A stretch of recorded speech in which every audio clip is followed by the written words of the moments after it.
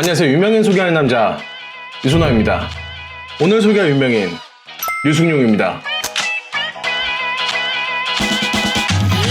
광의 왕이 된 남자, 7번 방의 선물, 명량, 극한지복을 통해 1000만 관객이 넘는 영화 4편에 출연하며 제2의 전성기를 맞았습니다. 지금까지 이런 맛은 없었다, 이것은 갈비인가 동다인가 라는 대사는 SNS와 광고에서 각종 패러디를 나오며 2019년 올해 최고의 유행어가 됐습니다. 류승룡은 어릴 때부터 연기자가 꿈이었습니다. 중학교 3학년 때 집안 형편이 어려워 고등학교 진학을 포기할 뻔도 했습니다. 10대 때의 유승룡은 열등감 덩어리였습니다. 그런데 학교에 연극반이 생기고 연극을 하게 되면서 삶은 변화를 맞이합니다. 연극을 하다 보니 대학에 가고 싶어 공부를 하기 시작하면서 자신이 살아가는 이유와 행복을 찾게 됩니다. 아무리 환경이 어렵더라도 삶의 의미를 찾는 것은 정말 중요한 것 같습니다. 고난과 역경을 극복할 수 있는 발판을 마련해 주니까요. 서울예술대학 연극과에 진학을 해 발레, 한국무용, 아크로바틱 등 다양한 것들을 배웠다고 합니다. 이후 류승룡은 대학로에서 연극을 하다가 난타의 1기 멤버로 전세계 공연을 하게 됩니다.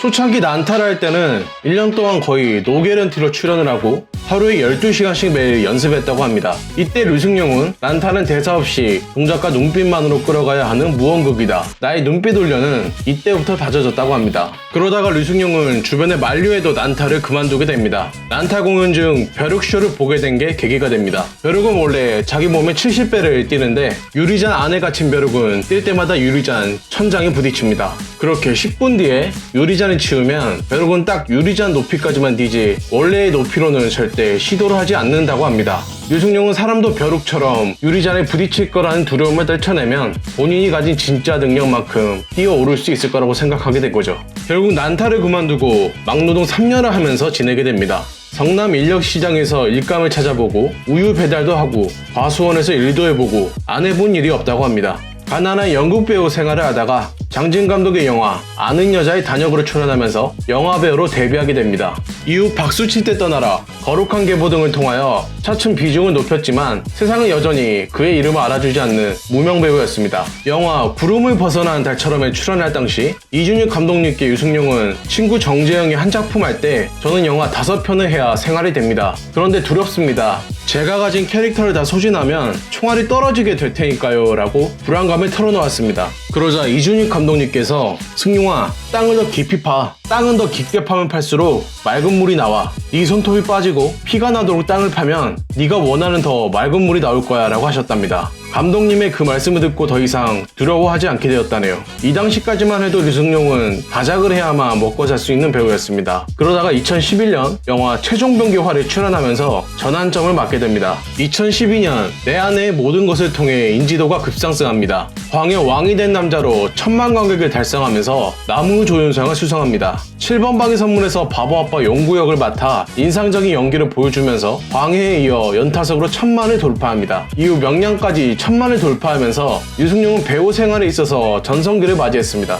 2014년 라디오 스타에서 김원혜와 이철민이 류승룡이 뜨고 나서 연락이 안 된다는 발언을 하면서 네티즌들은 류승룡이 무명에서 벗어나 명성을 얻고 거만해진 것이 아니냐는 논란이 일어납니다. 한 인터뷰에서 류승룡은 이렇게 말했습니다. 유명해지면서 지인들로부터 부탁이 많았다. 매니지먼트사에서 이런 일을 막기 위해 번호를 바꾸는 것이 좋겠다고 해서 그렇게 했는데 오해를 불렀다. 배우는 이미지가 생명인데 오해를 푸는 것이 중요하지 않겠느냐라고 했더니 그는 멋쩍게 웃으면서 시간이 지나면 잊히기 마련이고 배우는 작품으로 평가받으면 된다며 괜찮다고 말했습니다. 2015년 손님, 도리와가에서 2연속 흥행에 실패, 2018년에는 오랜만에 영화 염력이 출연했지만 이 또한 흥행 대실패, 이제 7년의 밤마저 흥행에 실패하면서 작품성과 흥행성 어느 쪽에서도 이전만큼의 성과를 거두지 못합니다. 이렇게 계속되는 흥행 실패에 이제는 배우로서 치명적인 류승룡이 나오는 영화는 믿고 거르는 이라는 평가를 받는 상황까지 오게 됩니다. 하지만 2019년 코미디 영화 극한직업이 1000만 관객을 돌파, 누적 관객수 1600만을 넘으면서 역대 한국 박스오피스 매출액 1위, 관객수 2위를 달성하는 특급 기록을 세우면서 제2의 전성기를 맞이하게 됩니다.